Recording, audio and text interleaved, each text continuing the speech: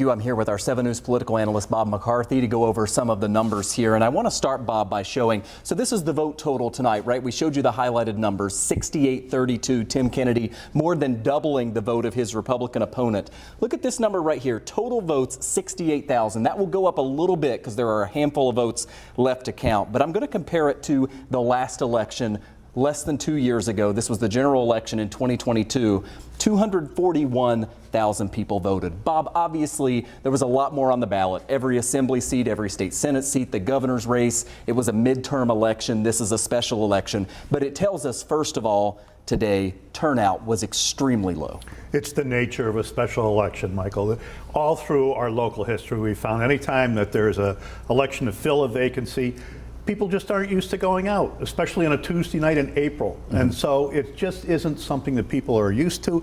And it didn't really get people too excited, I don't think, either. So, you know, that's what we come up with. Yeah, 68,000 people determining who will represent 700,000 in Washington. A couple of interesting points here, though. If we look at Erie County in the race here, 71-29, that was expected. The Erie County portion of the district is even more Democratic than the Niagara County portion. But if you look at Niagara County, Tim Kennedy did really well here, winning by 12 points. Compared to 2 years ago, Brian Higgins actually lost the Niagara County portion of the district. This time that flips. How significant is that? Does it tell you anything? I think it just says a couple of things. First of all, that Gary Dixon probably wasn't very familiar to people in Niagara County. He's down in West Seneca and it's kind of a relative newcomer. And the other thing, I don't think there were that many national issues that there might have been in the last election that was kind of a national election. This was very local. I don't think Republicans got fired up about it.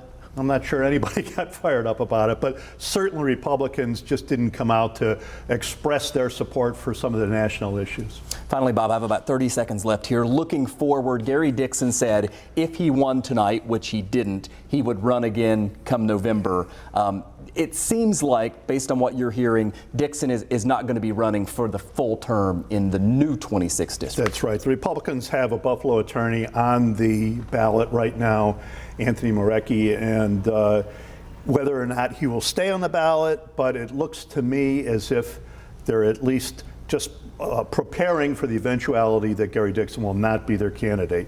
Anything can happen, and it does happen when you have a placeholder, but right now Gary Dixon is not on the ballot for November. And just to wrap up here quickly, 68-32 the vote total tonight, 98% of the total vote in. A pretty overwhelming victory for Democrat Tim Kennedy, heading now to Washington pretty soon.